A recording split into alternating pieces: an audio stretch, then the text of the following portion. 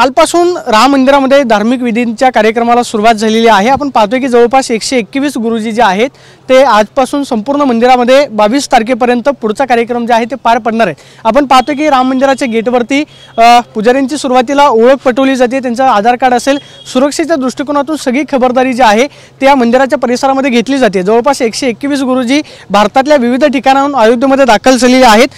महाराष्ट्रातील सुद्धा काही गुरुजींचा याच्यामध्ये समावेश आहे। ही खरं तर महाराष्ट्रासाठी अभिमानाची गोष्ट आहे। आजच्या नेमकं पूजेचं महत्त्व काय आहे हे आपण गुरुजींकडून जाणून घेणार आहोत। गुरुजी, सुरुवातीला सांगा की आज जी पूजा होणार आहे ते पूजेचं नेमकं महत्त्व काय?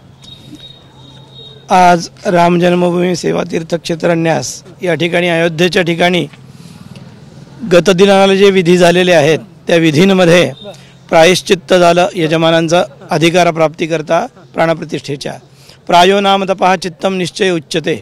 तपाचा निश्चय करणं, भगवंतांनी जी प्रकृतीला अनुकूलता जी दिलेली आहे त्याच्यामध्ये आपण स्वतःला ढाळून घेऊन त्याच्यामध्ये तपाचा निश्चय करणं, त्या तपाचा निश्चयाचा काल संकल्प झाला, त्याला प्रायश्चित्त म्हणतात।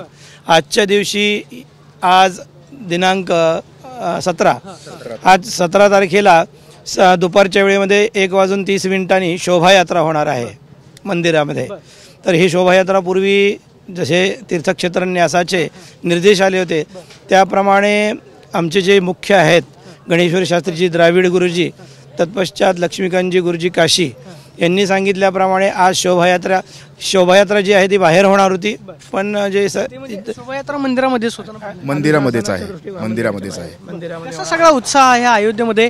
महाराष्ट्रातून तुम्ही आलेला आहात, मराठी म्हणून एक अभिमान असेल की संपूर्ण जगाचं लक्ष लागलेलं आहे, त्यामध्ये तुम्ही गुरुजी म्हणून सहभागी होणार। आमचं खरं म्हणजे हे खूप मोठं भाग्य आहे की महाराष्ट्राचं प्रतिनिधी स्वरूपामध्ये आम्ही या ठिकाणी कार्य करत आहोत आणि भाग्य समजतो स्वतःला की या प्रभू रामचंद्रांच्या या प्राणप्रतिष्ठा मुहूर्तामध्ये आपल्या महाराष्ट्रातून आम्ही सर्वजण या ठिकाणी आलेलो आहोत। कसं वाटतंय? खूप आनंदाचा क्षण आहे, ज्या क्षणाची गेल्या 500 वर्षांपासून सगळे विश्वातले सगळे लोक हिंदू बंधू वाट पाहत होते, त्या क्षणाचा आम्हाला समोर उभं राहून त्या सगळ्या गोष्टी पाहता येतात, त्याच्यामध्ये सहभागी होता येते। हा परम सौभाग्याचा भाग आम्ही समजतो। तुमच्यासाठी सुद्धा एक आनंदाची गोष्ट असेल की संपूर्ण जगाचं लक्ष आहे आणि तुम्ही त्या सोहळ्यामध्ये सहभागी होताय। हो हो, जय श्रीराम। आम्हाला सगळ्यांना खूप खूप आनंद होतोय आणि या सोहळ्याचे आम्ही साक्षीदार बनतो आहोत, प्रतिनिधित्व म्हणून बनत आहोत आणि आपण सगळे मिळून याचा आनंद घेत आहोत, याचा आम्हाला खूप आनंद होत आहे। आपण पाहतोय की महाराष्ट्रातील सुद्धा गुरुजी जे आहेत त्या सोहळ्यामध्ये सहभागी होणार आहेत आणि गुरुजी आज या ठिकाणी शोभायात्रा होणार आहे। शोभायात्रा ही औत्सविक वातावरण वर्धण्याकरता होत असते, वाढवण्याकरता। सर्व भक्तजनांचा औत्सविक आनंदाचा क्षण आहे। आपल्या परम भाग्याने आपल्या या भारतीयांना याची देह याची डोळा आपल्याला बघत आहे तो पाहायला मिळणार आहे। आतमध्ये शोभायात्रेचे नियोजन चालू आहे। आपण पाहतोय की हे 121 गुरुजी जे आहेत ते आपल्याला पाहायला मिळतात आणि 121 गुरुजींच्या माध्यमातूनच शोभायात्रा जी आहे ते मंदिर परिसरामध्ये होताना पाहायला मिळेल आणि एक एक करून गुरुजींना आता राम मंदिरामध्ये सोडण्यात येतं। कॅमेरा पर्सन राकेश, मी प्रदीप कापसे, TV9 मराठी, अयोध्या।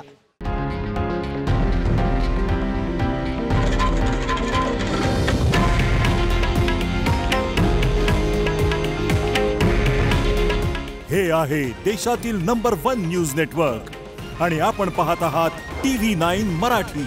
काळजी तुमची, हित महाराष्ट्राचं।